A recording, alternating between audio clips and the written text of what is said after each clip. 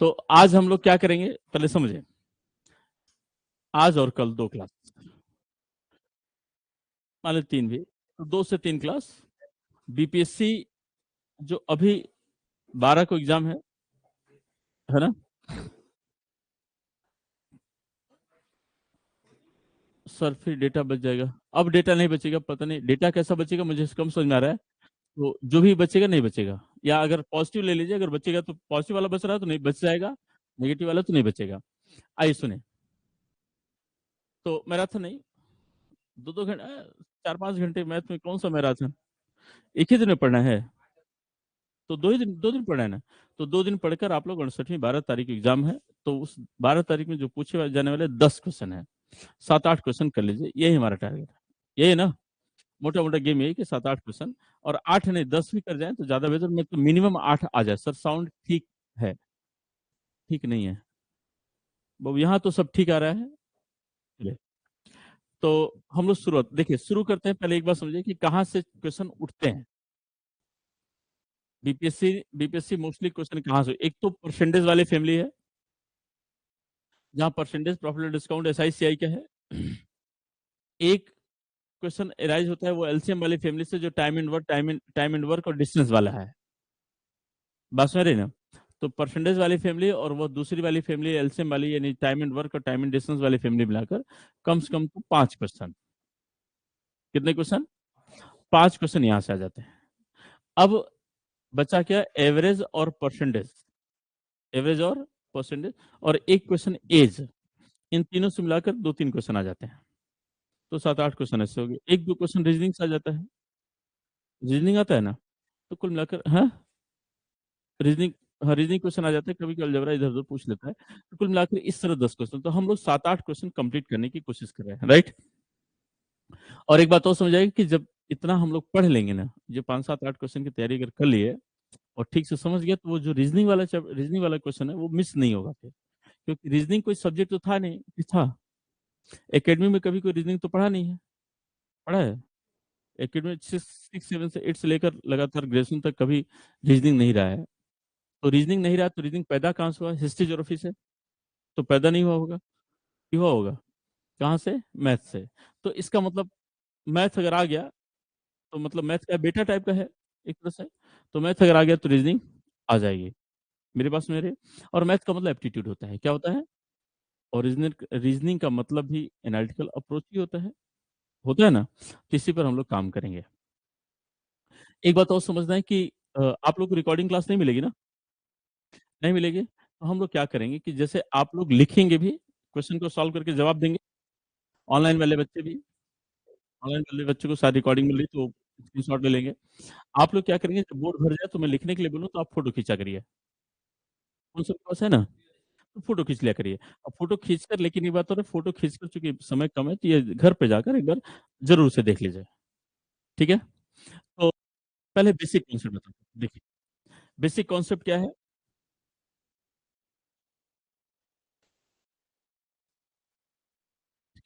Basic concept इसका पहले एक बार समझिए सब लोग।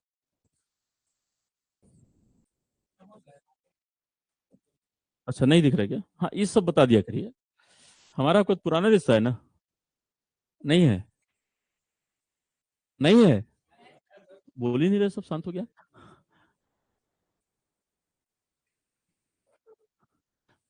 मतलब किसी और स्त्री को तो 2 दिन में पुराना बना लेता है। हाँ 1 साल से ज्यादा हो गया, सुने। तो सर आज क्लास से मिनिमम 6-7 आ जाए। हाँ 6 नहीं, आज ही class। अच्छा तो आप लोग भी फोटो खींच लिया करिए, अगर स्क्रीन शॉट अलाउ नहीं है तो आप लोग भी फोटो खींच लीजिएगा, ठीक है। तो और वैसे भी जिस फोन में देख रहे होंगे, फोन में देख, अगर लैपटॉप में देख रहे हैं तो फोन से खींच लीजिए। और फोन में देख रहे हैं तो फोन की ना स्क्रीन रिकॉर्डिंग चालू कर दीजिए। अच्छा वो भी अलाउ नहीं है? हाँ कुछ ले लीजिएगा, मतलब कर लीजिएगा। तो बेसिक कॉन्सेप्ट भैया एक बार पहले समझिएगा। एक कॉन्सेप्ट छोटा छोटा है, अच्छा कुछ बातें आपको ऐसे दिमाग में रखनी है। दिमाग के, क्योंकि 12 को पेपर है तो दिमाग में रखना है कुछ बातें। जैसे फ्रैक्शन, फ्रैक्शन का छोटा सा कॉन्सेप्ट इसे समझिएगा। और 2-3 बात बोलूंगा, इसे देखिएगा। भिन्न, जैसे भिन्न में क्या कहते हैं कि अगर मैं कहूं कि 5/9 है, इसे हम न्यूमरेटर यानी अंश कहते हैं। क्या कहते हैं? अंश। और इसे हम क्या कहते हैं? डिनोमिनेटर, यानी क्या कहते हैं? हर कहते हैं। और इसी और अंश और हर से मिलकर हमें क्या बनता है? फ्रैक्शन। एक बात और ध्यान रखिएगा कि इसी हर को जो है हम एक नए नाम जानते हैं, हम इसे बेस भी कहते हैं, आधार। इसे क्या कहते हैं? आधार। अब इसका मतलब समझिए। जैसे मान लिया जाए मैं आपसे कहूं कि अगर मान लिया हमारे पास लिखा है 5/9, 5/9, इसका मतलब होता है कि किसी भी नंबर को, किसी भी संख्या को, किसी भी वैल्यू को, किसी भी धन को, कुछ भी, उसे 9 बराबर भागों में बांटा गया है। कितने बराबर भागों में? और उसमें से उसका 5 भाग दिया है, यानी टोटल 9 यूनिट है। कितना यूनिट है? और 9 में कितना दिया है? 5। पक्का? तो इसका मतलब यह हुआ कि टोटल 9 यूनिट है। टोटल कितना है? 9 यूनिट है। और 9 यूनिट में जो गिवन है, जो दिया है, वह कितना है? 5 यूनिट। अगर मैं आपसे कहूं रेस्ट कितना बचेगा, तो अगर 9 में 5 दिया है तो शेष कितना बचा? 4। कितना? तो 4/9। मेरी बात समझ आ रही है? 4/9 आपके पास रेस्ट बचा। क्लियर हो गया? एक बात और जो बताना था, वैसे भी मुझे लग रहा है आप लोगों के लिए बहुत जरूरी नहीं है, इसे यहाँ थोड़ा सा समझ जाना है कि अगर मैं आपसे कहूं कि एक की वैल्यू दिया रहे, मान लीजिए 1 रुपए में 40 आम है। कितने आम? तो 2 रुपए में 2 × 40 ना, 80 आम। कितने आम? 3 रुपए में 3 × 40, 120। 120। अच्छा मैं आपसे पूछूं 0.6 रुपीज में, तो 0.6 इंटू 40। बिल्कुल जीरो से पढ़ा रहा हूँ इसे, एक कॉन्सेप्ट दे रहा हूँ, इसे समझ जाना है। कितना आम आएगा? 24। कितना? 24। 0.7 रुपीज में कितना? 0.7 इंटू 40। Getting my point? समझ में आ रही बात? तो यह आएगा 28 आम। कितना आम? अगर मैं आपसे कहूं 2/5 रुपए में, तो 2/5 का मतलब 2/5 गुणित 40। 5×8 = 40, 8×2 = 16 आम। कितना आम? इसका मतलब यह है, इसका मतलब क्या है बताने का मकसद, कि अगर एक की वैल्यू दिया रहे, एक से ज्यादा का पूछे या कम का पूछे तो गुणा कर लेते हैं। ठीक है? यानी if the value of one things is given, then to calculate the value of more than one things और less than one things, it should be multiply. ये रट जाना है आपको कि एक की वैल्यू, अभी तक हम लोग क्या पढ़ते थे कि अगर एक की वैल्यू पता रहे, एक से कम का पूछे तो भाग करते हैं, और एक से ज्यादा का पूछे तो गुणा करते हैं, ऐसा पढ़ते थे। तो अब आपको एक ही बात पढ़ना है कि अगर एक की वैल्यू दिया रहे, एक से ज्यादा का पूछे या कम का पूछे तो मल्टीप्लाई करेंगे। क्या करेंगे? मल्टीप्लाई। मेरी बात समझ आ रही है? बस इतना। अगर मैं आपसे पूछूं कि 5 रुपए में 40 आम, 5 रुपए में, यह बताइए एक, तो 40 बड़ी है 5, कितना आम? 8 आम। यानी अगर एक से ज्यादा की वैल्यू दिया रहे, एक से ज्यादा की वैल्यू दिया रहे, एक की वैल्यू पूछे, एक से ज्यादा की वैल्यू दिया रहे, एक की वैल्यू पूछे, तो क्या करेंगे? डिवाइड कर लेंगे। राइट? अब जैसे मैं आपसे पूछूं, सपोज करें मैं आपसे एक क्वेश्चन पूछता हूं कि ये दिख रहा है ना, तो अगर मैं आपसे पूछूं कि यह बताइए कि 0.2 मंथ में कितने दिन होंगे, हाउ मेनी डेज, तो आप कहिए सर एक महीने में होते हैं 30 दिन। कितने दिन? तो 0.2 इंटू 30 यानी 6 डेज होंगे। कितने डेज होंगे? 0.7 मंथ में कितने होंगे? 0.7 इंटू 30 मतलब 21 डेज होंगे। मेरी बात समझ आ रही है? 0.9 मंथ में कितने दिन होंगे? 0.9 इंटू 30 मतलब 27 डेज होंगे। कितना दिन होंगे? 27। Getting my point?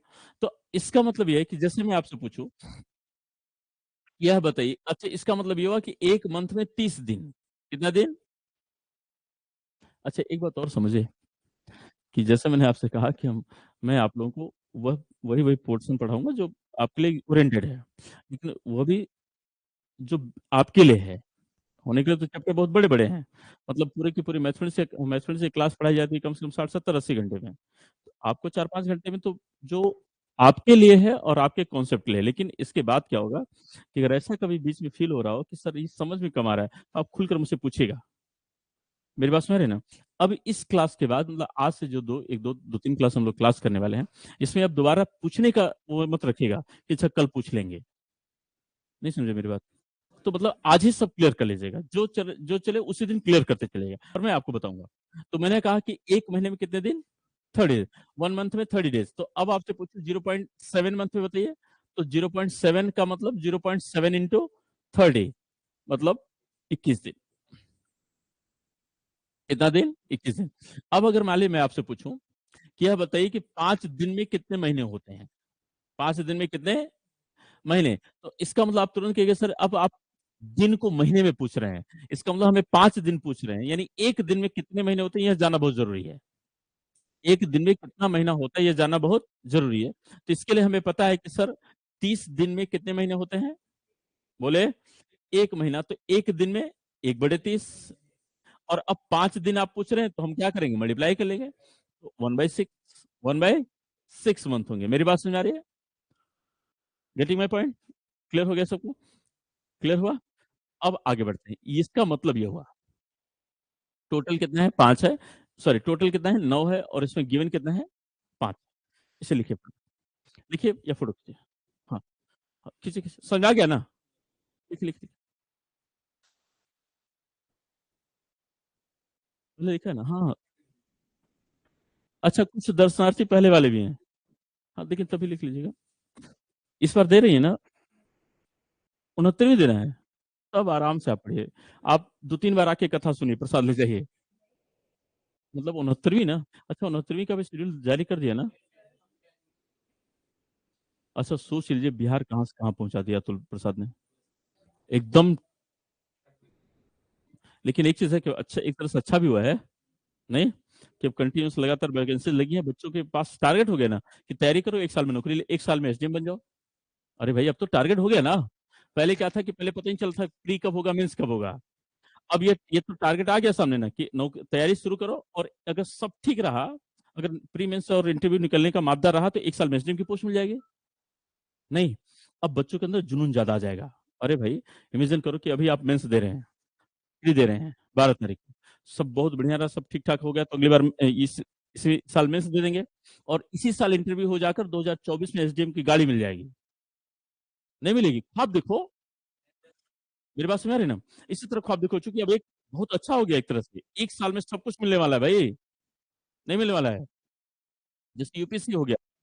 यूपीएससी बच्चा कैसे तैयारी करता है? यूपीएससी बच्चा दो तरह से तैयारी, एक तो आता है तैयारी करने, और एक आता है रियल तैयारी करने। जो रियल तैयारी करता है वो टारगेट बनाता है, अच्छा 1 साल प्री मेंस और इंटरव्यू, 1 साल में सब कुछ झोंक देता है, और एक गाड़ी लेके चला जाता है, भारत सरकार की गाड़ी मिल गई। गाड़ी मिल गया, बंगला मिल गया, नौकर चाकर मिल गया, अब क्या चाहिए? कुछ आते हैं कि वो गाड़ी फिर चलाने का काम करेंगे बाद में। Getting my point? इसलिए आप लोग एकदम तैयार हो जाइए, कॉन्फिडेंस में आ जाइए। आप लोग मुझसे हमेशा मिला करिए, मैं देखिए कितना मोटिवेट कर रहा हूँ। समझो, है ना? जुड़े मेरे साथ। अब मैं आपसे कर रहा हूँ, बेटा समझे। अब मैं आपसे कर रहा हूँ कि जैसे आपसे कहूँ 7/13 ऑफ अ नंबर, लिखेंगे नहीं, केवल आप समझेंगे और मेरे साथ अब बोलेंगे।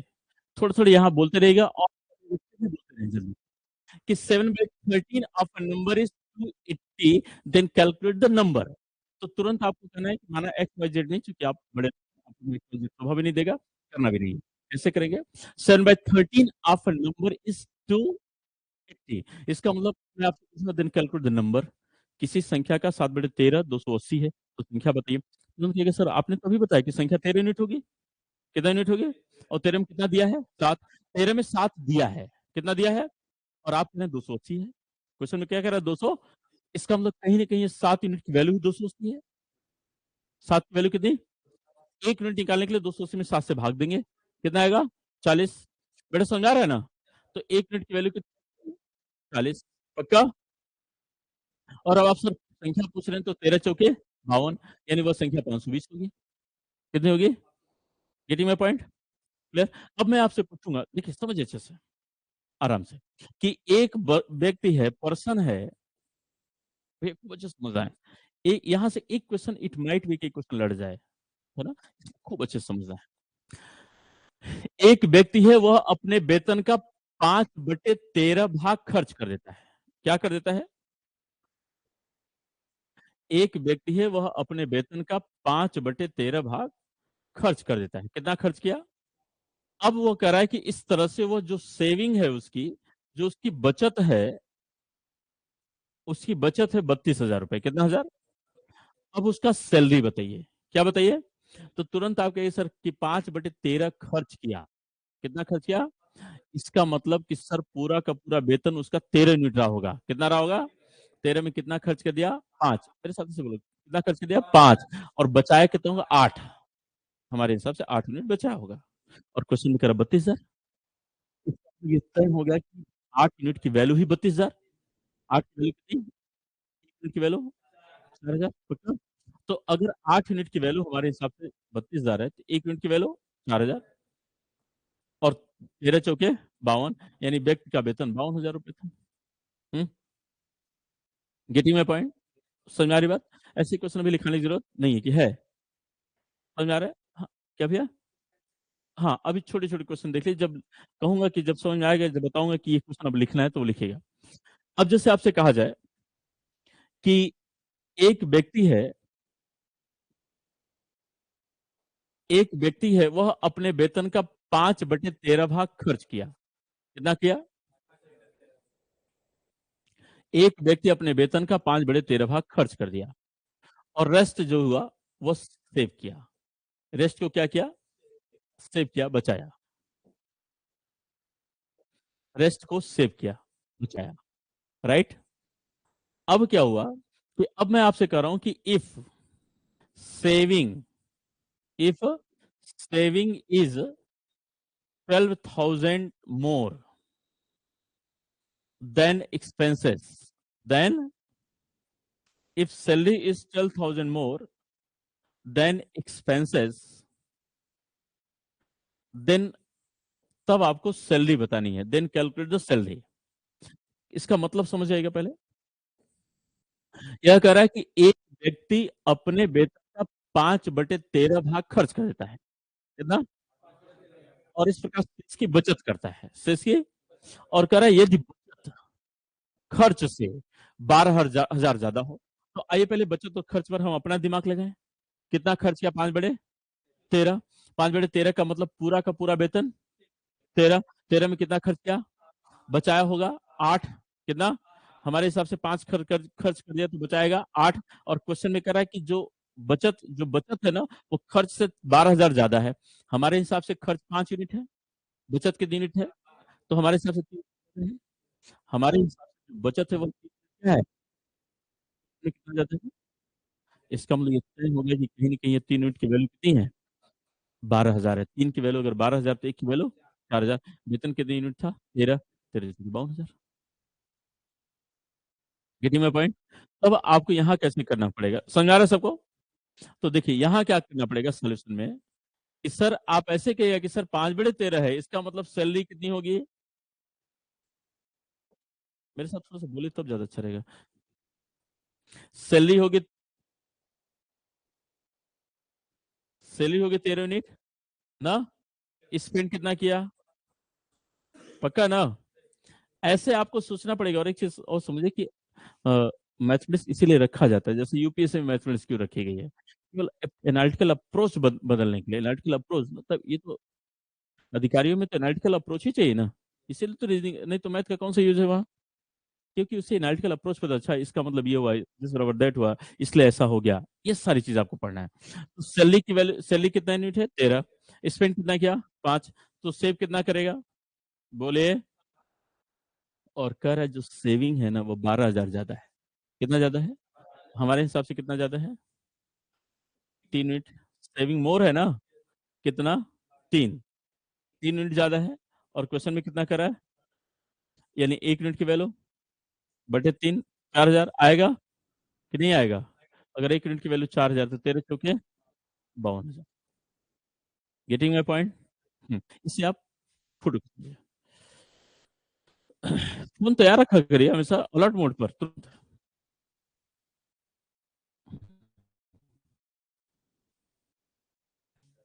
बेटा इस वो फ्लैश मत करिए, फ्लैश। हाँ, हाँ, फ्लैश से चमक जाएगा। ऐसे तो आ रहा हो साफ साफ ना? क्लियर? चले आगे बढ़ते हैं। अब जरा देखा जाए, ऐसे क्वेश्चन हो जाएंगे। अब ऐसे कुछ क्वेश्चन नजर ऊपर रखिए, ओरल देखिए। जैसे मान ली मैं आपसे कहूं कि ए किसी काम के 5/9 भाग को 30 दिन में करता है। कितने दिन में? तो बताइए पूरा काम कितने दिन में करेगा? तुरंत आपका दिमाग जाना चाहिए कि सर 5/9 का मतलब होता है कि पूरा काम 9 भाग में था, 9 यूनिट में था। कितने में? 9 में कितना किया 5, कितना दिन लगाया 30, तो 5 की वैल्यू 30, 1 की वैल्यू बोले तो 5 यूनिट काम करने में 30 दिन लिया, 1 यूनिट काम करने में तो पूरा काम 9 यूनिट है, 9 छक्के 54। बहुत अच्छा बेटा, बहुत अच्छा, वेरी गुड। 9 छक्के 54, क्लियर। हाँ एसएससी को तो समझा रहा, यानी 5 की वैल्यू कितनी 30, 1 की वैल्यू 6 दिन पक्का ना, और 9 की वैल्यू 54 दिन। गेटिंग माय पॉइंट, समझे। अब मैं आपसे कहूंगा दूसरा क्वेश्चन, दूसरा क्वेश्चन ऐसे कहूंगा कि किसी कार्य के ए किसी कार्य के 7/13 भाग को 28 दिन में करता है, कितने दिन में, और रेस्ट काम जो है, रेस्ट वर्क बी करता है, रेस्ट वर्क कौन करता है बी, और जो बी कर रहा है जो रेस्ट वर्क वह कर रहा है भैया 36 दिन में, कितने दिन में। अब आपको बताना है कि दोनों अलग अलग उस काम को कितने कितने दिन में करेंगे। प्रश्न पहले सुनिए, एक यहाँ प्रश्न नहीं आएगा लेकिन इस तरीके से समझ जाइए, एक किसी कार्य के 7/13 भाग को 28 दिन में, 30 कार्य बी 36 दिन में करता है, तो बताइए ए और बी अलग अलग उस काम को कितने कितने दिन में करेंगे। यानी इंग्लिश में कहा जाए कि A and B, A 87/13 part of work in 28 days, while the rest work did by B in 36 days. Calculate the time in which A and B separately will do it. Getting my point? तुरंत आइएगा मेरे साथ। कितना क्या साथ में मेरा, आपके दिमाग में एक बात तुरंत आ जाना चाहिए कि सर टोटल वर्क कितना रहा होगा, कितना 13, 13 में ए ने कितना किया 7, कितना दिन लिया 28, कितना, तो 7 की वैल्यू 28, 7 की वैल्यू, एक की वैल्यू 4, एक की वैल्यू कितना, काम कितना यूनिट है 13, 13 चौके 52, ए पूरा 52 दिन में करेगा। फिर से जुड़े मेरे साथ, टोटल वर्क कितना था 13 में ए ने कितना किया 7, बचा कितना 6, कितना बचा 6, ये 6 कौन करेगा बी, कितना दिन में कर रहा है 36, एक यूनिट काम 6 दिन में, 36/6 यानी 6 दिन में, तेरे संग 78। Clear, clear. अब आगे बढ़ते हैं, तो जैसे अब इसे सॉल्व भी कर लीजिए, कि सॉल्व करने के लिए क्या करेंगे कि यह 7 यूनिट की वैल्यू कितनी है 28, एक की वैल्यू 4, 13 की वैल्यू पक्का, यह कितनी किसकी वैल्यू है 6, 6 की वैल्यू कितनी, रेस्ट कितना बचा 6 यूनिट बचा ना भैया, तो 6 की वैल्यू 36, एक की वैल्यू 6 पक्का ना, तो टोटल 13 है, 13 छंग 78 पक्का। हम्म, क्लियर हुआ। अब थोड़ा सा आगे बढ़ता हूँ और एक क्वेश्चन ऐसा, और यह मेरी नजर से अच्छा क्वेश्चन है, इसलिए मैं चाहूंगा कि मैं यहाँ लिखूंगा भी, या आप भी चाहे तो लिख लीजिए, बोलूंगा आप भी लिख लीजिए, जिससे जो मेरी नजर में अच्छा क्वेश्चन दिखेगा वो बोल दूंगा, राइट। अब जो क्वेश्चन बोलने वाला हूं ये अच्छा क्वेश्चन है, लिखिएगा। एक खंभे का, इसी तरह का क्वेश्चन मुझे लग रहा है कि नेचर वाइज मिलता जुलता अगर आ जाए तो आप कर लेंगे।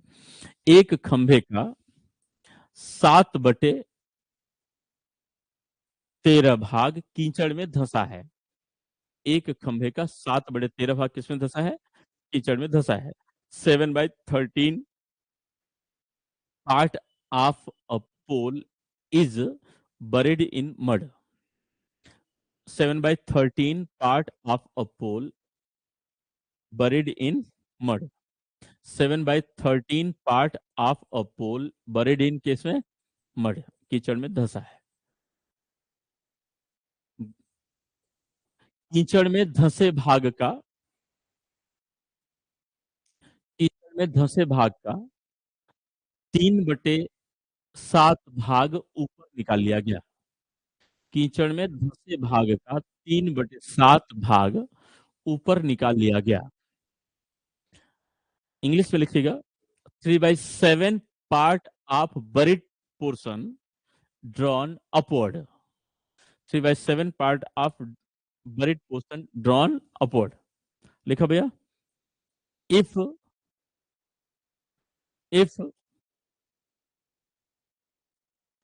56 meter pole, if 56 meter pole is still in mud, if 56 meter pole is still in mud, then calculate the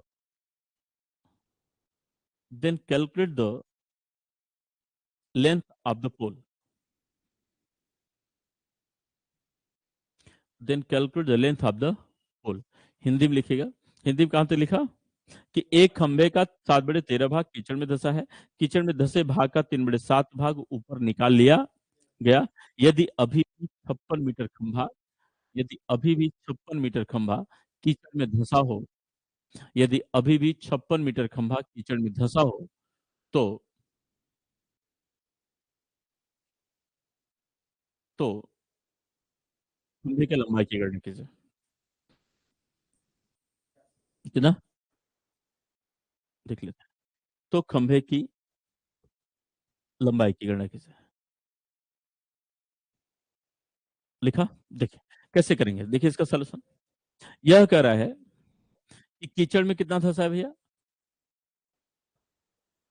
कीचड़ में 7/13 भाग धंसा है। कितना धंसा है, कह रहा है कीचड़ में धंसे भाग का जितना भाग कीचड़ में धंसा है, कीचड़ में धंसे भाग का कितना ऊपर निकाला गया। तो देखिए यह जो ऊपर निकाला गया ना, ड्रॉन अपवर्ड निकाला कितना 3/, किसका 3/7, कीचड़ में, कीचड़ वाले का 3/7 ऊपर निकाला गया। तो अभी भी कीचड़ में होगा, अभी भी कीचड़ में होगा। कीचड़ में कितना होगा, यह कीचड़ जो कीचड़ का भाग है, कीचड़ में कितना है 3/7 ना, इसका 4/7, ये ना भैया, नहीं नहीं, गड़बड़ हो गया, ये 3/13 है ना, ये 3/13 है ना, 7/13 है, कीचड़ में 7/13 है। तो 7/13 का अभी भी कीचड़ में होगा 4/7, नहीं समझे। कीचड़ में जो था उसका ऊपर कितना निकाला गया 3/7, अभी भी कीचड़ में होगा जितना ऊपर निकाला गया उसका 4/7 तो होगा ना। तो किसका 4/7, कीचड़ वाले का, पक्का। तो यह देखिए भैया, इसका ऊपर कितना निकला 3/, तो अभी भी इसका कितना अंदर होगा, इसी का ना। तो हमने ये तो लिखा कीचड़ में 7/13, 7/13 का 4/7 अभी कीचड़ में है। अब इससे मल्टीप्लाई कर लेंगे, 7/13 गुणित 4/7, पक्का। यह कितना आएगा 28/91, 28 यानी 28/91 खंभा अभी भी कीचड़ में है। हाँ नहीं बोलो। और क्वेश्चन लिख रहा 56 मीटर है, कितना मीटर है। इसका मतलब क्या है कि 28/91 का मतलब क्या होता है, 28/91 का मतलब क्या होता है, टोटल लेंथ कितनी है 91, 91 में कितना है 28, 28 यूनिट कितनी है 56, एक यूनिट के लिए क्या करेंगे भाग, कितना आएगा 2, और 91 का मतलब 100, खंभे की लंबाई कितनी है 182। समझ में आ गया सबको, आ गया सबको समझ में आ गया। फिर से एक बात समझिएगा कि कितना ऊपर निकला 3/7, 3/7 अभी किचन में होगा 4/7, इसका 7/13 का, तो 7/13 गुणित 4/7, क्लियर। खींचे खींचे फोटो खींचे, समझ में आ गया ना भैया। हम्म,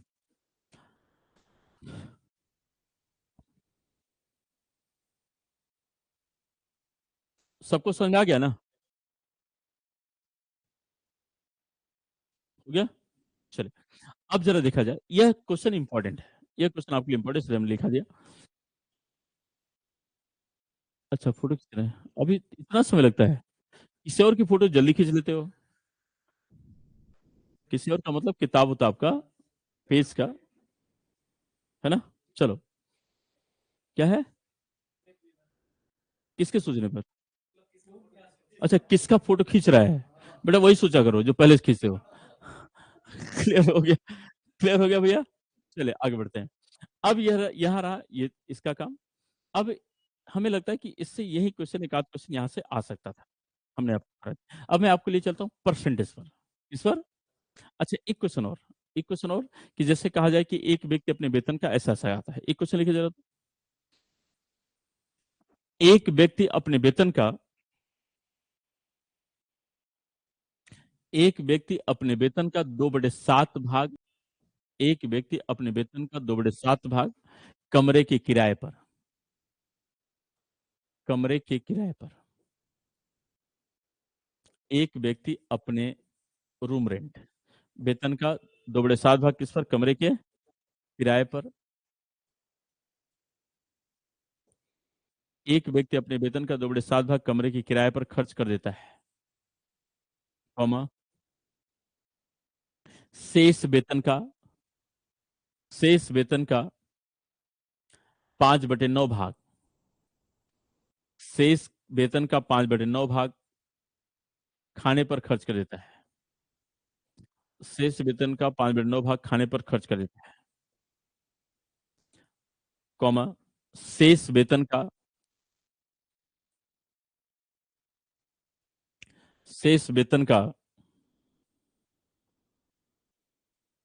4/7 भाग अन्य मदों पर खर्च कर देता है। अन्य मदों पर खर्च कर देता है, मदों पर, अन्य मदों पर खर्च कर देता है। लिखा? इस प्रकार वह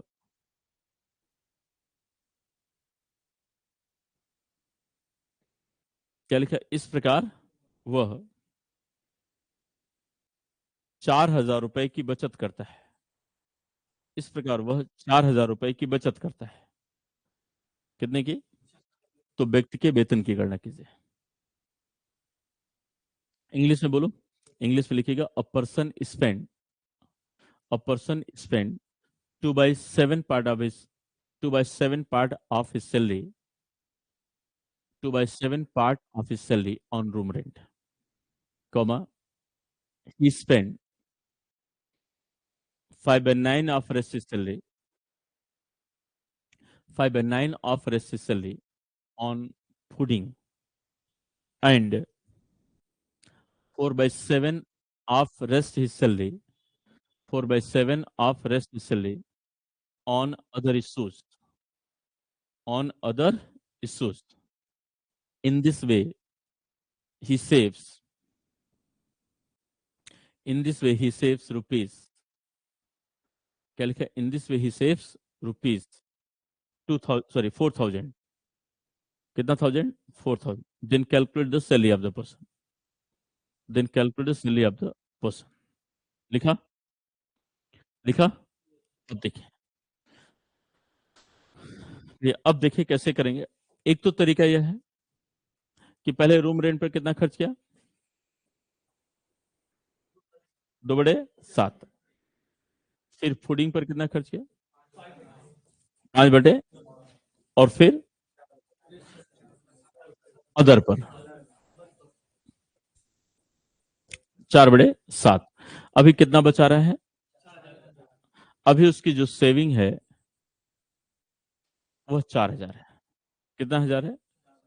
अब इसके लिए एक तो तरीका यह है कि माना वेतन एक्स मान ले। क्या मान ले? देखिए, अगर मान लेते हैं लेट सैलरी एक्स हो जाए, ऐसे समझिए, अगर मान लिया जाए कि वेतन अगर एक्स हो जाए, कितना रुपया? तो यहाँ कितना खर्च किया? 2x/7 का। तो रेस्ट कितना बचाएगा? 5x/7 बोले। और 5x/7 का कितना? 5x/7 का 5/9, यानी 25x/63 खर्च किया। बोले यहाँ सेविंग क्या होगी? यहाँ रेस्ट कितना बचेगा?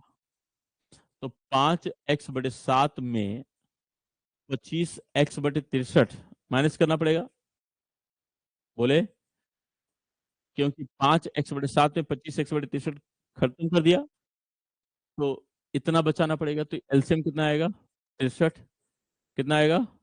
7 में तो 45, x माइनस 25x, पक्का। तो यहाँ मिलेगा कितना भैया? 20x/63।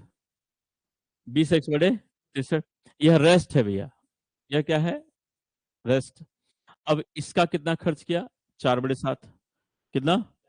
तो अब इसका खर्च किया 20x/63 का 4/7। 20x/63 का कितना? 4/7। तो अब कितना खर्च हो गया? 80 बहुत बड़ा हो गया। 7×21 और 7×42 और 2 44, 441। हाँ नहीं बोले? तो इतना खर्च कर दिया फिर ना, अब सेविंग क्या होगी? तो अब बचत ना, बेटा तो अभी खर्च है ना, अब सेविंग कैसे निकालेंगे? तो सेविंग निकालने के लिए आपको क्या करना है, देखिए, तो इसका मतलब 20x/63 बचा था, 20x/63 बचा था, और 80x/441 फिर खर्च हो गया ना। तो अब बचत कितना होगा? 20x/63 माइनस 80x/441, बोले, तो यह आ जाएगा 180x एलसीएम आएगा 441, 441, तो ये कितनी बार जाएगा? 9 बार, सॉरी 7 बार, 7 बार जाएगा ना। एलसीएम आएगा कितना? 441, 441 आएगा ना। तो 20 सत्ते 140 एक्स माइनस 80 एक्स, तो यह कितना हो जाएगा? 60x/441। मेरी बात सुना रही ना? यह इसकी बचत है, यह इसकी क्या है भैया? बचत है। क्लियर? तो इसकी बचत कितनी है? 60x/441 है। Getting my point? अब जरा देखा जाए, और इसकी वैल्यू कितनी है? 4000 है। कितनी हजार है? 4000 है। अब जरा देखा जाए, अगर इसकी वैल्यू 4000 है, तो यानी यह हो गया, नहीं गलत तो नहीं किया ना?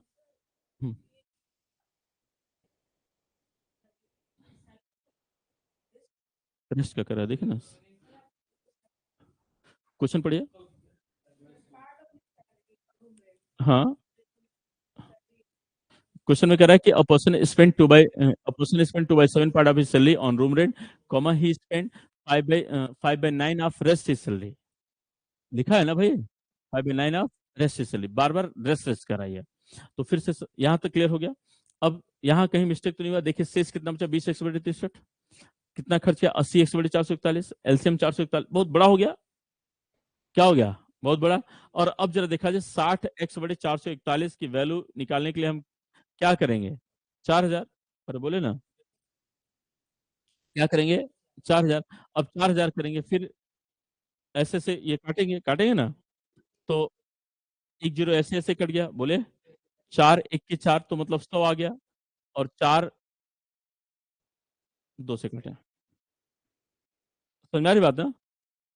चले, लिख लेते हैं 4000। और अब एक्स निकालने के लिए ऐसे क्रॉस मल्टीप्लाई करेंगे, एक जीरो काट कर, क्या करेंगे? क्रॉस मल्टीप्लाई, और तब जाकर हमारी क्या आएगी? सैलरी। मेरे पास में अब सैलरी कितनी आएगी, जरा देख लीजिए, कि सैलरी आएगी, यहां मैं करूं, तो 6x/400 × 441, बोले, और x = 6 हो जाएगा, तो 2 तिहाई 6, और 2 दूनी, यही हुआ भैया। तो अब 0 0 2 1 के 2, 2 चौके 8, 2 चौके 8/3, है ना? तो अब यही काट देते हैं, समझ आ गया? तो कितना आएगा? 3 दूनी 6, 3 9 27, 3 चौके 12, यही है ना? तो 29,400, उसकी सैलरी कितनी होगी? 29,400 की सैलरी। ये तो एक तरीका रहा। अब आप समझिए कि इस तरीके से तो करेंगे नहीं, नहीं आएगा। अब इस तरीका नहीं करना है ना। तो अगर हाँ, और एक चीज और है, इस तरीका टाइम भी लेगा और आएगा भी नहीं, दिमाग में भी नहीं आएगा। क्या आएगा? नहीं आएगा। अब आप अपने तरीके से कैसे करेंगे? तो आपका अपना तरीका है। यहाँ देखिए, एक्चुअली हमसे ये बचत की तो बात कर रहा था। किसकी बात कर रहा है? ये बचत है ना 4000, ये 4000 क्या है? बचत। तो अब बचत के हम सेविंग निकाल लें, क्या निकाल लें? दुनियादारी सब छोड़ के बचत निकालें। तो यहाँ बचत कितना बेटा? 5/7। और यहाँ बचत कितना? 4/9। और बोलो ना यार, और यहाँ बचत कितना? 3/7। 3/7, 3 त्रिका 9, 5 चौके 20/441। अरे बोलो यार, 441। और इसकी वैल्यू कितनी है? 4000 है। कितना है? 4000। इसका मतलब 20 यूनिट की वैल्यू 4000 है। तो 1 यूनिट की वैल्यू निकालने के लिए बोलो, 200 कितना आएगा? और इसका इसकी, तो 8 8 2, ये आएगा ना? अब इसका वेतन इतना आ गया। नहीं समझे? गलत तो गलत हो गया क्या?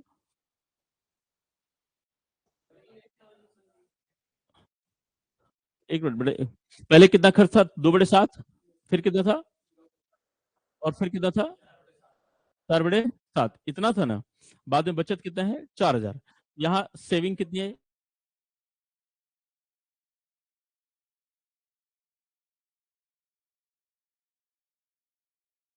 कितनी हुई, 3/7। अब 3 3 का 9 कट गया, और 7 3 21, नहीं ये गलत, देखिए ये गलत हो गया ना। अच्छा मैं भी कुछ कर रहा था, आप लोग भी एकदम हाँ हाँ बोल रहे हैं। तो 7 3 21, 21 7 147, तो 20/147 बेटा। 20/147 ना भाई, 20/147, और 20/147 की वैल्यू कितनी है, 4,000। कितनी है, 4,000। तो 1 यूनिट की वैल्यू निकालने के लिए उसको आएगा, कितना आएगा, और अब इसकी वैल्यू 0 0 2 7 14, 2 4 8 1 9 बोले ना यार, और 2 1 2, 29,400, ये रहा था। समझ में आ गई मेरी बात, कितना रहा था, 29,400।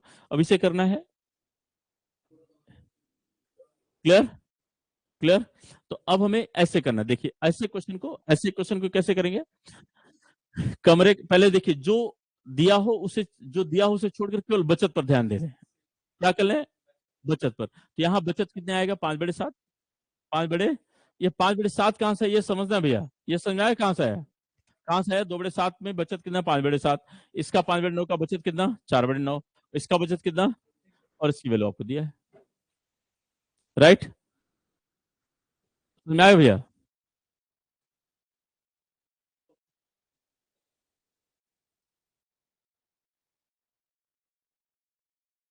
क्लियर हो गया ना,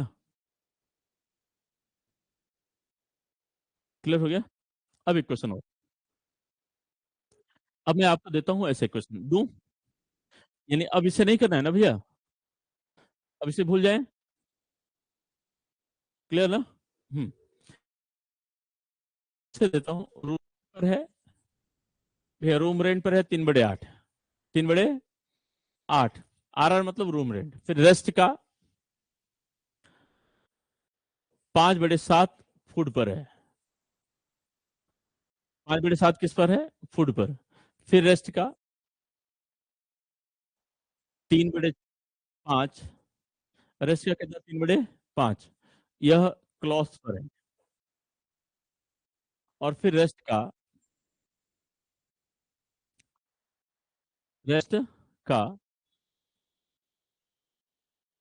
5/9, यह अदर पर है। यह क्या है, मतलब समझा रहे हैं ना मैं क्या लिख रहा हूं, बोलो। तो अब सेविंग लिखिए उसकी, और यहाँ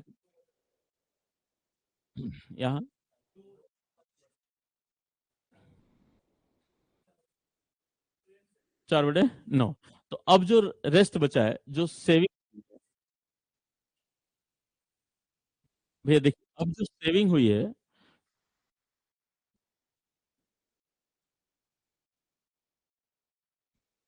यह है 3,000, कितना हजार, रुपए की सेविंग हुई है। बता लेंगे सैलरी, बता लेंगे। अब आपसे सैलरी पूछ रहा है, एक बार और रिपीट करता हूँ, देख लीजिए। अब इसका सोल्यूशन आप कर लीजिए ना, कि रेस्ट केवल बचत निकालिए, केवल क्या निकालेंगे, बचत, केवल सेविंग, सेविंग निकाल कर ऐसे बता देंगे।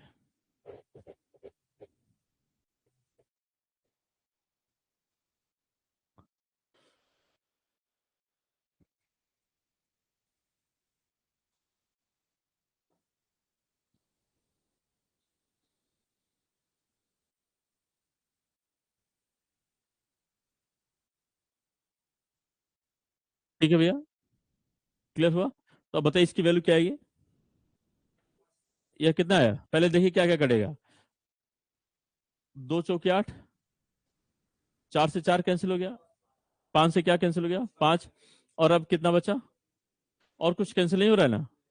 तो 2/63, और 2/63 की वैल्यू कितनी है, कितनी है, एक की वैल्यू के लिए 1,500, कितना आएगा,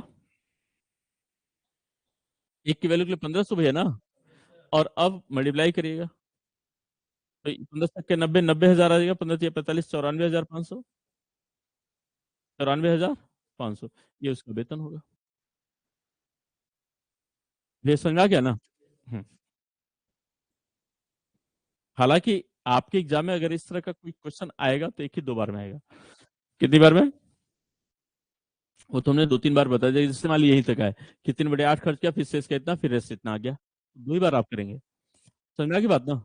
चले, यह रहा 2 क्वेश्चन हमने संभावित तौर पर इसलिए बताया कि एक क्वेश्चन ये है और इसके पहले एक क्वेश्चन कौन था, ये कीचड़ वाला, ये है ना। यह 2 क्वेश्चन हमने संभावित क्वेश्चन बताया कि इट माइट बी, ऐसा क्वेश्चन आपके एग्जाम में देखने के लिए मिल जाए। Getting my point? दोनों समझ में आ गया? चले, अब मैं आपको ले चलता हूँ एक नया चैप्टर, परसेंटेज। परसेंटेज से क्वेश्चन खूब आते हैं, परसेंटेज आ जाएगा तो प्रॉफिट और डिस्काउंट आ जाएगा, परसेंटेज आ जाएगा तो SICI आ जाएगी, है ना। तो देखिए परसेंटेज पे चलते हैं।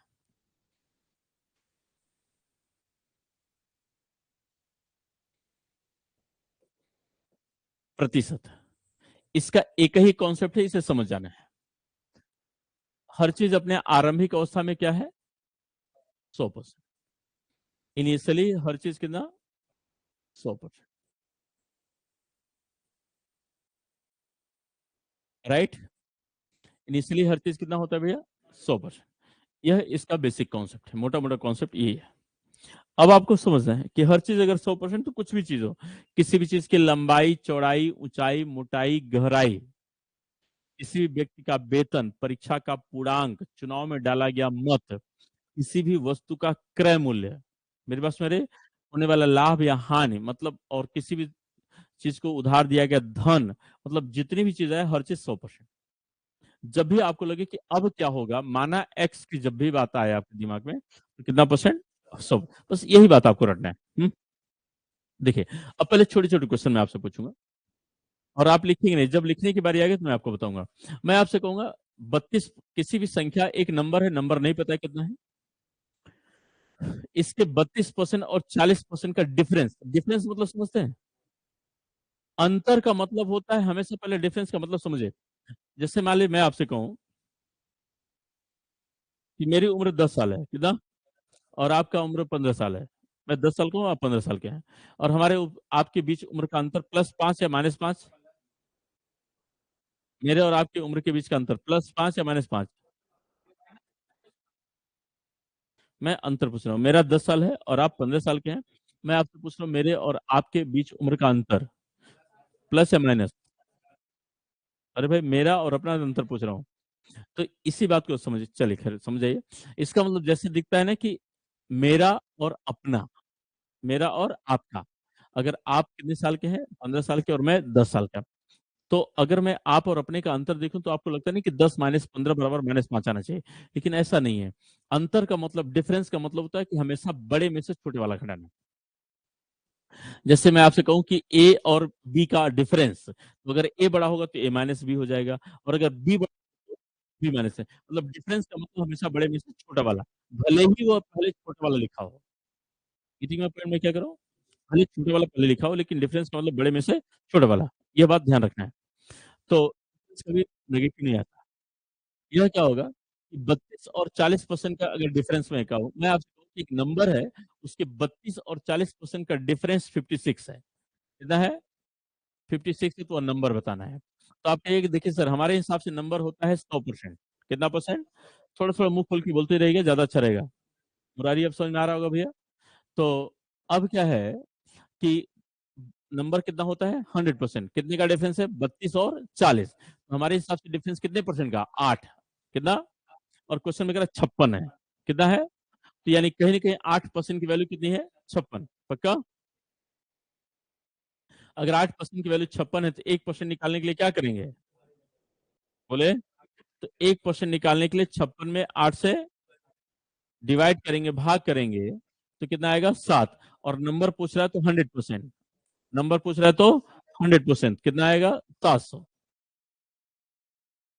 बोले। तो वह नंबर 700 हो जाएगा। वह संख्या कितनी हो जाएगी, 700, पक्का।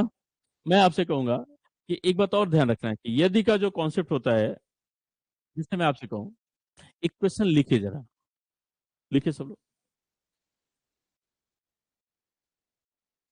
एक संख्या में 15% की वृद्धि कर दी गई। A number is raises by 15%। एक संख्या में 15% की वृद्धि कर दी गई। A number is raises by 15%। एक संख्या में 15% क्या वृद्धि कर दी गई। A number is raises by कितना 15%। लिखा भैया 15 15 15 15%।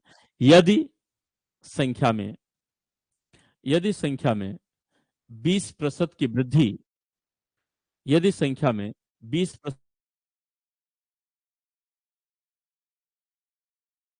यदि संख्या में 20% की वृद्धि कर दी जाए तो संख्या यदि संख्या में 20% की वृद्धि कर दी जाए तो संख्या में 60 की 60 की और वृद्धि हो जाती है। तो संख्या में 60 की और वृद्धि हो जाती है। तो संख्या में 60 की और वृद्धि हो जाती है। लिखा भैया। तो संख्या में वृद्धि की गणना कीजिए। तो संख्या में वृद्धि की गणना कीजिए। संख्या में वृद्धि की गणना कीजिए। लिखा। अब हिंदी इंग्लिश में लिखेंगे। इंग्लिश में लिख लिया। लिख लीजिए। A number is raises by 15%। If it raises by 20%। If it raises by कितना 20%, then number is raises 60 more. Number is raises 60 more. Calculate the value of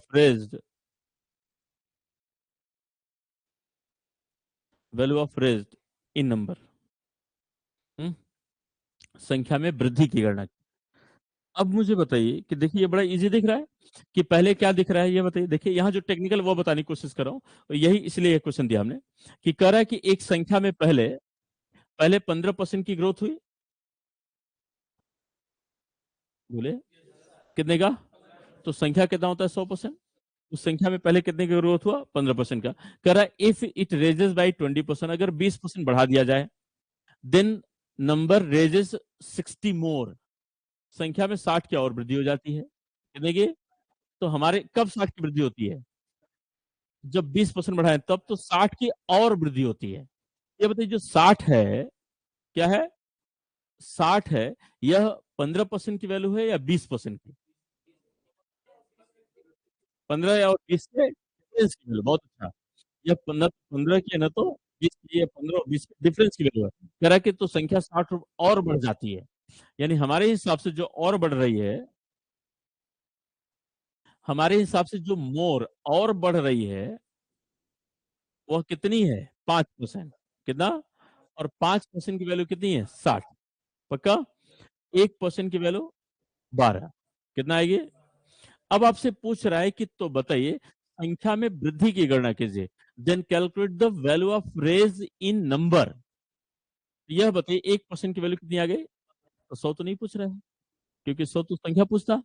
संख्या में रेज पूछ रहा है कि संख्या में कितनी की वृद्धि हुई। तो 12 ये 15% निकालना है या 12%, वो 20%। यही टेक्निकल है, इसे समझना है। तो 15 अब वृद्धि पूछ रहा है। वृद्धि हुई है 15 और 20 दोनों हुई है। तो आपको निकालना क्या है, पूछ क्या रहे हैं हम। ये जब ये कर नहीं रहा कौन सा पूछ रहा हूँ। आपको कॉमन सेंस लगाना है कि कौन सा पूछ रहा है, 15 वाला या 20 वाला। अरे कोई बात नहीं, जो आपको समझ में वो बोले ना, फिर मैं आपको 15 वाला पूछ रहा है। कौन पूछ रहा है। संख्या में वृद्धि पूछ रहा है तो 15 पूछ रहा है।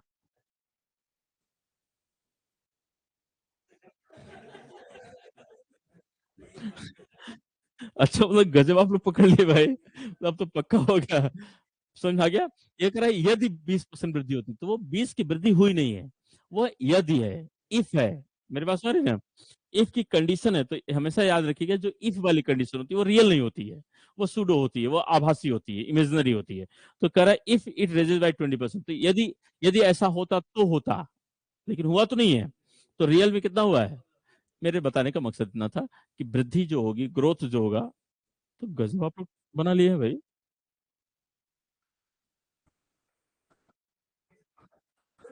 मतलब बदलना पड़ेगा। जैसे करिए अच्छा अब तो निश्चित हो गया, अरे अब निश्चित अब तो यही होगा। क्लियर हो गया? चलिए 180 की वृद्धि हुई। कितने की? 180 की। ठीक है?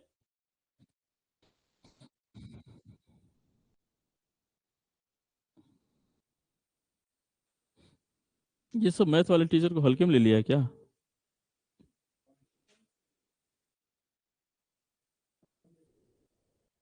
नहीं, नहीं, पानी नहीं दिया है।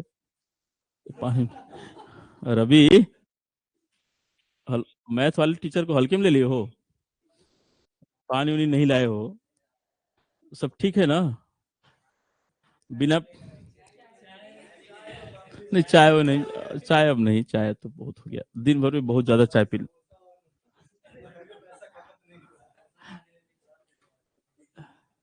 समझ में आ गया भैया? ये सब क्लियर हुआ? ये सब क्लियर हुआ? हो गया? चलिए नेक्स्ट। अब जैसे आपसे कहा जाए, देखिए, तो अब आपसे क्या कहा जाएगा कि डिफरेंस समझ में आ गया? अब एक बात समझिए, हर चीज़ अपने आप पे कितना परसेंट?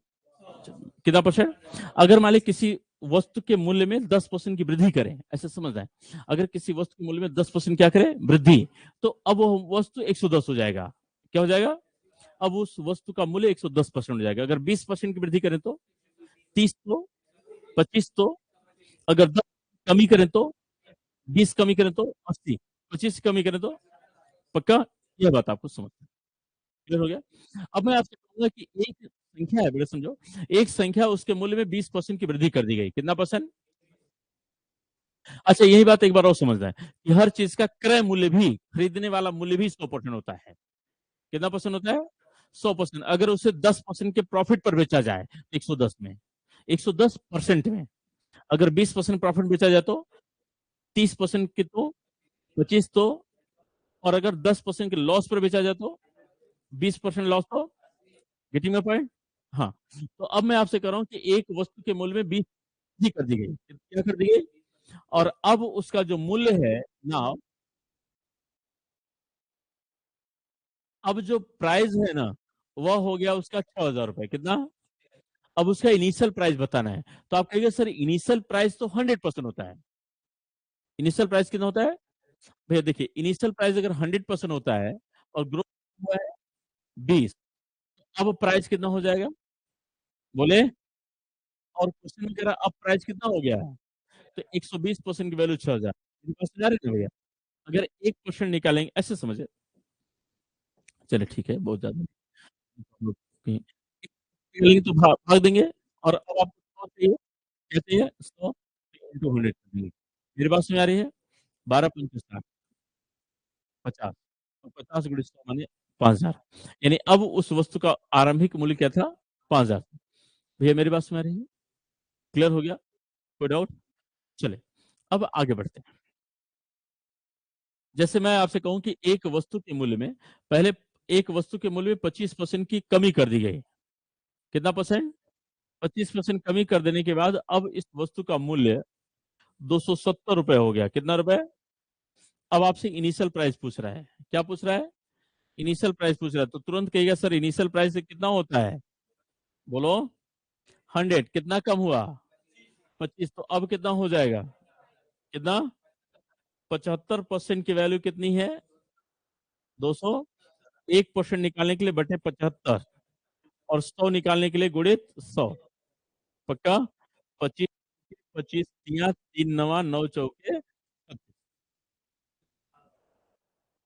यानी वस्तु का आरंभिक मूल्य कितना था? मेरी बात सुना रही है? कोई डाउट? आगे बढ़ते हैं। अब परीक्षा पर ले चलते हैं। जैसे यह बताइए किसी परीक्षा को परीक्षा का पूर्णांक कितना होता है? 100%। जैसे मान ली मैं आपसे कहूं कि एक परीक्षा को पास करने के लिए 30% नंबर चाहिए। कितना परसेंट? बेटा समझो, एक परीक्षा को पास करने के लिए अगर टू क्वालिफाई, अगर उस परीक्षा को पास करना है तो 30% नंबर चाहिए। कितना परसेंट? और एक कैंडिडेट को 240 नंबर मिला है। कितना नंबर? 240 नंबर पाया है। और वह 30 नंबर से यह पाया है। यह क्या किया? पाया, ऑब्टेन किया। क्या मेरी बात समझ आ रही है? बोलिए। और वो फेल हो गया। क्या हो गया? वो फेल हो गया 30 नंबर से। कितने नंबर से फेल हो गया? वो फेल हो गया 30 नंबर से। मेरी बात समझ आ रही है? अब आपसे पूछूंगा परीक्षा का पूर्णांक बताइए, तो तुरंत कहिए देखिए सर पास होने के लिए चाहिए था तो 30%। कितना परसेंट? पूर्णांक पूछ रहा है तो सर आपने अभी कहा था हर चीज 100%, तो पूर्णांक 100%। कितना परसेंट? 30% चाहिए था, 240 नंबर पाया, 30 नंबर से फेल हो गया, तो सर वो पास तब होगा जब 240 नंबर में 30 नंबर घटा देंगे। क्लियर हो गया? अच्छा मैं उल्टा बोल दिया? पक्का? हाँ, पास तब होगा जब 240 में 30 जोड़ देंगे। पक्का ना? बहुत अच्छा। तो पास तब होगा जब 270 पाएगा। कितना पाएगा? और कितना पाना चाहिए? 30। इसका मतलब अब तय हो गया कि 30% की वैल्यू कितनी है? 201% की वैल्यू निकालने के लिए 270 में किससे भाग करेंगे? 270 बटे 30 तो कितना आएगा? 9। और 100% 900। तो परीक्षा का पूर्णांक 900। Getting my point? ठीक है बेटा? क्लियर हो रहा है ना? 12 को देना है ना? हाँ हाँ, तब ठीक है, तब आराम से पढ़ो। जैसे जिन बच्चों को नहीं देना वो आराम से पढ़े, कोई बात नहीं। लेकिन जिन्हें देना है एकदम अलर्ट। कितने बच्चे को नहीं देना है? कितने को नहीं देना है? तब आप लोग आराम से पढ़े। बाकी सबको देना है ना? जिसे देना वो आराम से एकदम ठीक से अलर्ट मोड में। तो और एक चीज, जिसे नहीं देना वो ना भी बोले तो ठीक है। हाँ हाँ हाँ भाई, ठीक। क्लियर हो गया? आप लोग भी बता दीजिएगा ऑनलाइन वाले जिससे जिससे देना है। तो लो समझे। अब आपसे बेटा समझो, अब मैं आपसे कहूंगा एक परीक्षा है उसे पास करने के लिए, एक परीक्षा को पास करने के लिए 36% नंबर चाहिए। कितना परसेंट? 36% नंबर चाहिए। इसमें एक कैंडिडेट है उसे मिला है, उसे क्या क्या है? उसे नंबर मिला है। और मिला कितना है? 27%। कितने परसेंट? और वो फेल हो गया है। वह क्या हो गया है? फेल हो गया है 63 नंबर से। कितने नंबर से? तो परीक्षा का पूर्णांक बताना है। तो परीक्षा का पूर्णांक कैसे कहे? क्वेश्चन कैसे कहेगा कि to qualify an exam 36% marks is required. In this exam, a candidate got 27% marks and failed in exam by 63 marks. Then calculate the maximum marks of the examination. एक परीक्षा को पास करने के लिए 36% अंकों की आवश्यकता पड़ती है। इस परीक्षा में एक परीक्षार्थी को 27% अंक प्राप्त हुआ तथा वह परीक्षा में 63 अंकों से असफल हो गया। तो परीक्षा के पूर्णांक की गणना कीजिए। तो तुरंत आपके ये सर देखिए, पाना चाहिए था कितना? पाया कितना? फेल होगा कि पास? 36 पाना चाहिए था, 27 पाया। फेल होगा कि पास? फेल। कितने परसेंट से? 9। और 9% की वैल्यू कितनी? 63। 1% की वैल्यू 7। और 100% 700। यानी परीक्षा का पूर्णांक 700 रहा होगा। Getting my point?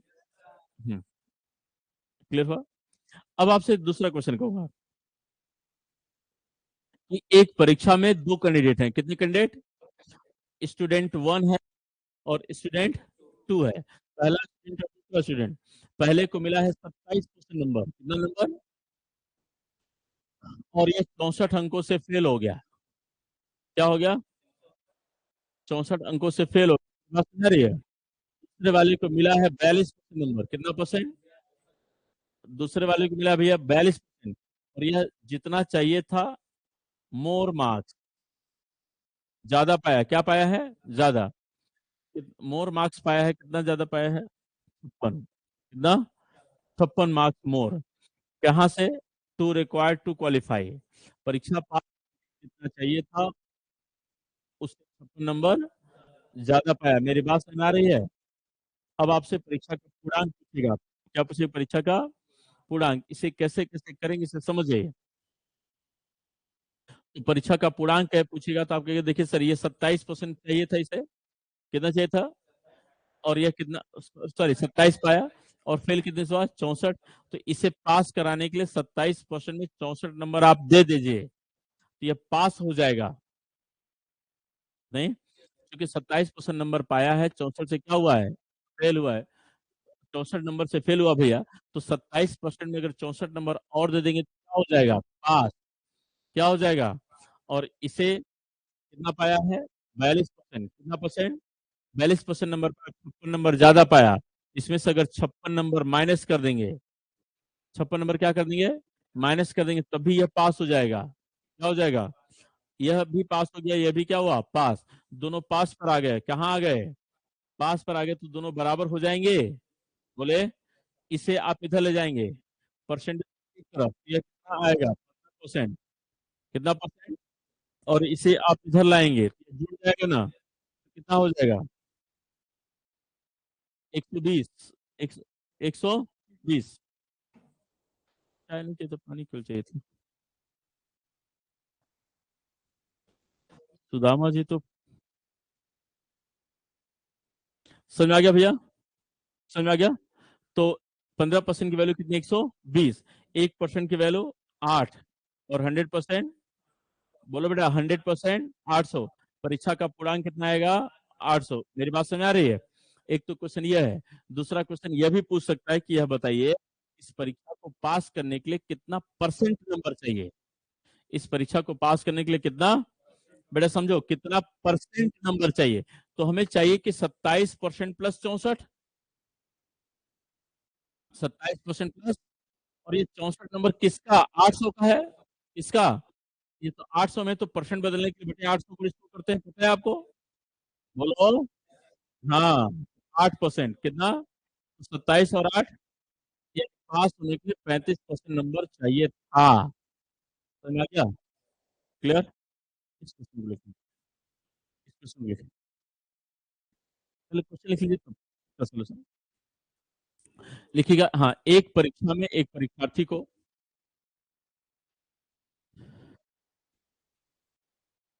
सेविंग वाले, कोई बात नहीं, एक बार दोबारा रिपीट करता हूँ इसे, सेविंग वाला। देखिएगा, एक परीक्षा में एक परीक्षार्थी को 27% अंक प्राप्त हुआ, एक परीक्षा में एक परीक्षार्थी को 27% अंक प्राप्त हुआ, तथा वह परीक्षा में 64 अंकों से असफल हो गया, 64 अंकों से असफल हो गया, 64 अंकों से क्या हो गया, असफल हो गया, कॉमा, दूसरे परीक्षार्थी को 42% अंक प्राप्त हुआ, कितना प्रतिशत, 42% अंक प्राप्त हुआ, तथा वह परीक्षा पास होने के लिए निर्धारित अंकों से 56 अंक अधिक प्राप्त किया, परीक्षा पास होने के लिए निर्धारित अंकों से 56 अंक अधिक प्राप्त किया। एक परीक्षा में एक परीक्षार्थी को 27% अंक प्राप्त हुआ, तथा वो परीक्षा में 64 अंकों से असफल हो गया, जबकि दूसरे परीक्षार्थी को परीक्षा में 42% अंक प्राप्त हुआ, तथा वह परीक्षा पास होने के लिए निर्धारित अंकों से 56 अंक अधिक प्राप्त किया, 56 अंक अधिक प्राप्त किया। तो परीक्षा के पूर्णांक, तो परीक्षा के पूर्णांक और परीक्षा पास करने के लिए निर्धारित अंक प्रतिशत की गणना कीजिए, निर्धारित अंक प्रतिशत की गणना।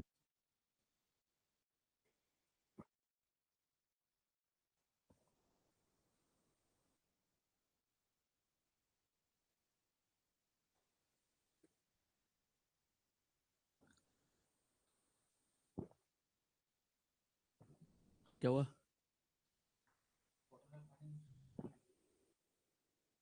हम्म, ये सही करें, लेकिन सबसे शुद्ध कुआं वाला पानी, लेकिन कुआं कहाँ मिलेगा, कुआं या फिर वो नदी वाला गंगा जल, गंगा जल बहुत शुद्ध होता है, पता है ना।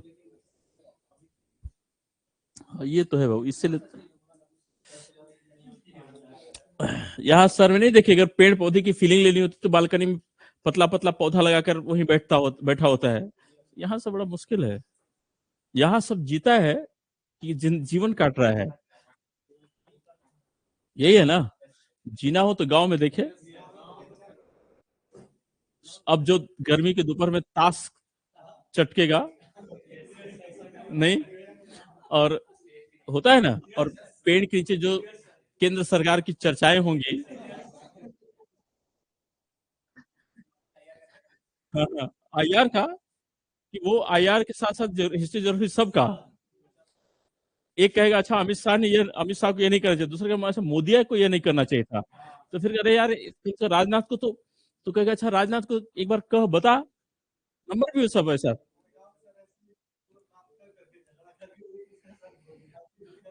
होता है। अरे चले, अरे समझ में आ गया ना। हाँ पीवाई क्यू कराएंगे, पीवाई क्यू आप लोग करेंगे नेहा, पीवाई क्यू भैया। हाँ जो प्रीवियस क्वेश्चन है वो आप लोग करेंगे, प्रैक्टिस करेंगे, मैं उसी तरह की क्वेश्चन यहाँ पढ़ा दूंगा।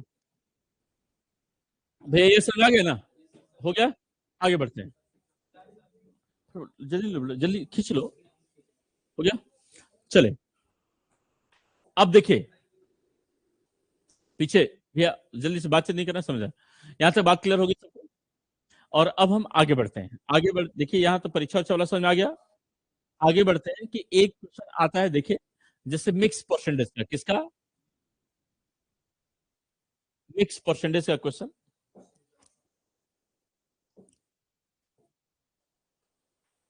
मिक्स परसेंटेज का क्वेश्चन आता है, कैसे आता है इसे जरा देखिए।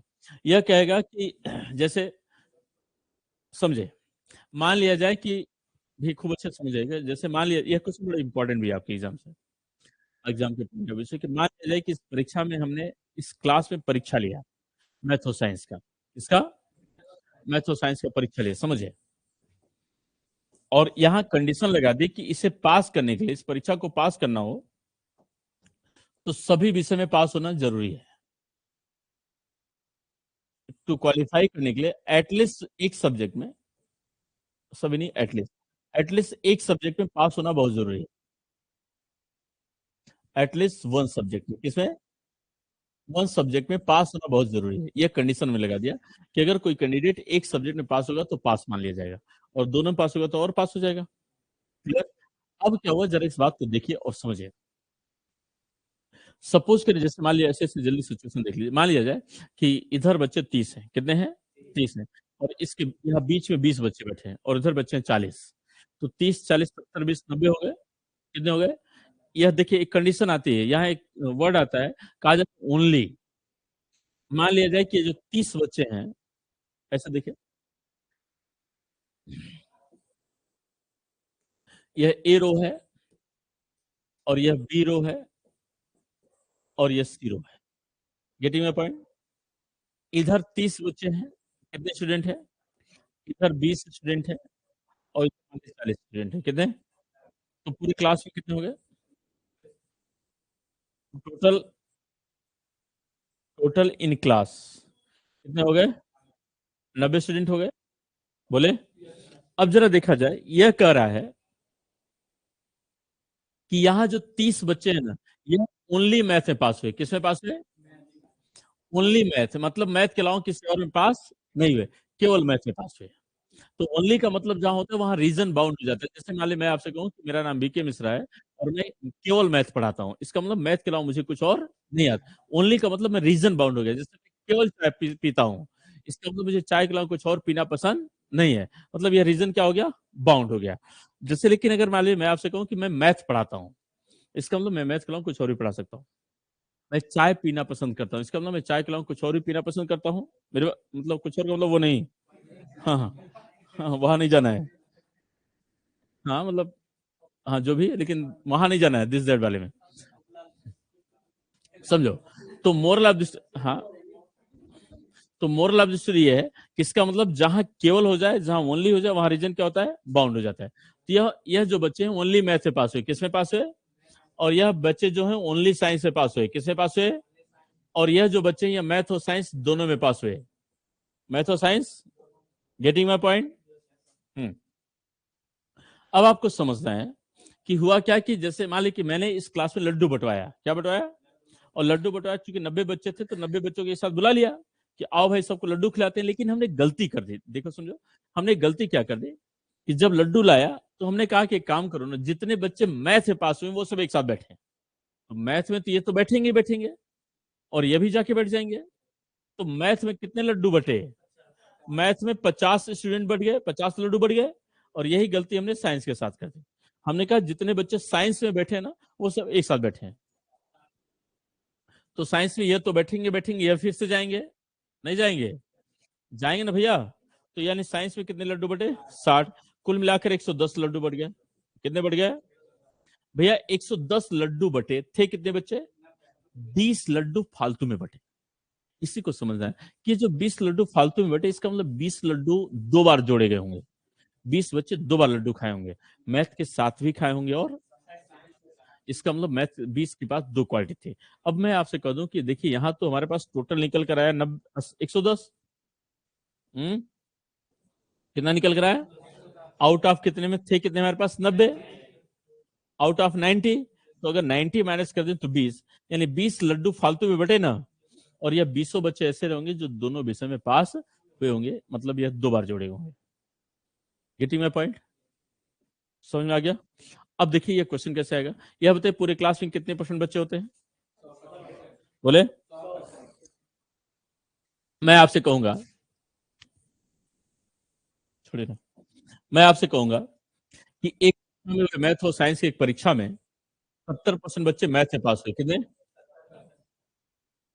और यह कंडीशन दे दिया है कि सारे बच्चे किसी न किसी विषय में, सारे बच्चे पास हो गए हैं, सारे बच्चे पास हो गए। 70% बच्चे मैथ से पास हुए हैं, और साइंस से पास हुए हैं मान लेते हैं 65% बच्चे। कितने? और मैं आपसे पूछूंगा बताइए कि दोनों विषय में कितने % पास हुए, तो आप तुरंत कहिएगा सर देखिए 70 और 60 टोटल कितना होता है? 100। और होते कितने हैं? आउट ऑफ कितना? 100। तो अगर इसमें से 100 माइनस कर देंगे तो 35% बच्चे ऐसे हैं जो दोनों विषय में पास हुए होंगे। बोले 35% बच्चे ऐसे होंगे जो दोनों विषय में पास होंगे। अगर दोनों विषय में पास होने वाले बच्चे जो 35 हैं, मेरी बात सुन आ रही है, तो अगर इसका मतलब यह 35 इसमें भी होगा और यह 35 इसमें भी होगा। अगर मैं आपसे कहूं बताइए ओनली मैथ में कितने पास हुए? ओनली, अगर मान ली मैं आपसे कहूं कि ओनली बताइए ओनली मैथ में कितने पास हुए, अगर पूछा जाए,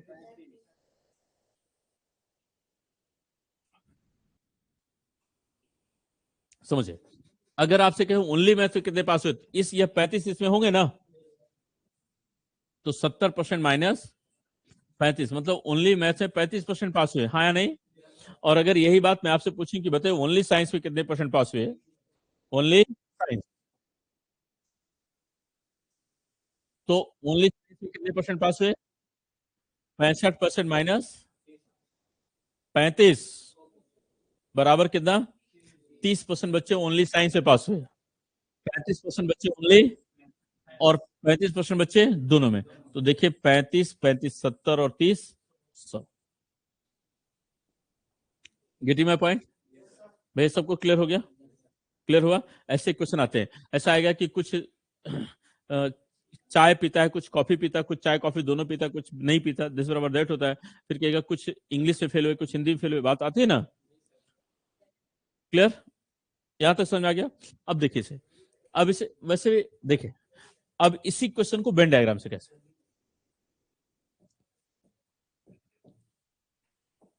देखिए यह पूरा का पूरा बड़ा गोला मैथ को शो करता है। किसे किसे शो कर रहा है? मैथ को। और यह पूरा का पूरा जो बड़ा गोला है, यह शो कर रहा है साइंस को। किसे? साइंस को। यह जो देखिए, यह जो रीजन है ये कैसे शो करेगा? मैथ और साइंस दोनों को, हाँ नहीं बोलो। अब देखो बेटा, यह जो रीजन है ना, यह शो करा मैथ और साइंस दोनों को। Getting my point? अब आप मुझे बताइए कि यह जो रीजन है, कहां गया? हाँ, यह जो रीजन है यहां से लेकर यहां तक, यह, इससे मैथ के अलावा कोई और नहीं होगा कि होगा? इसे मैथ के अलावा कोई और, इसलिए इसे हम क्या कहते हैं? Only math. Getting my point? यह बताइए कि इसमें कौन कौन होगा भैया? इसमें इसमें कौन कौन होगा? Only science. पक्का? Only science. अब देखिए, अब इसे सॉल्व करते हैं। यहां तक क्लियर हो गया? तो अब देखिए इसे हम सॉल्व करते हैं। देखिए, तो हम क्या करेंगे कि मैथ में कितने पास हुए भैया? मैथ में कितने पास हुए? 70। तो मैथ में ये मैथ का है या ओनली मैथ का? ना मैथ का। मैथ में कितने पास हुए? 70। तो मैथ में लिख देंगे 70, पक्का। साइंस में कितना है? 65। तो टोटल कितने हो गए? 100। 100 आउट ऑफ कितने में? कितने में? 100 में। तो माइनस कर देंगे तो कितना आएगा? 35। तो दोनों में 35% पास हुए। कितने पास हुए? फिर समझो, इस पूरे बड़े गोले की वैल्यू कितनी है? कितनी है? 70। इस पूरे बड़े गोले की वैल्यू है 70 भैया। इस पूरे बड़े गोले की वैल्यू हमारी कितनी है? 70। Getting my point? और 35 पहले से आके बैठ चुका है, तो बचा कितना है? पक्का? यह बताइए, इस पूरे बड़े गोले की वैल्यू कितनी है? इस पूरे बड़े गोले की वैल्यू कितनी है? और 35 पहले से आकर बैठ चुके हैं, तो बच्चे कितने? 30। यह था वेन डायग्राम। क्लियर हो गया भैया? नेक्स्ट एक क्वेश्चन लिखिएगा। इसे इसे कर लीजिए, खींच लीजिए, फोटो खींच लीजिए।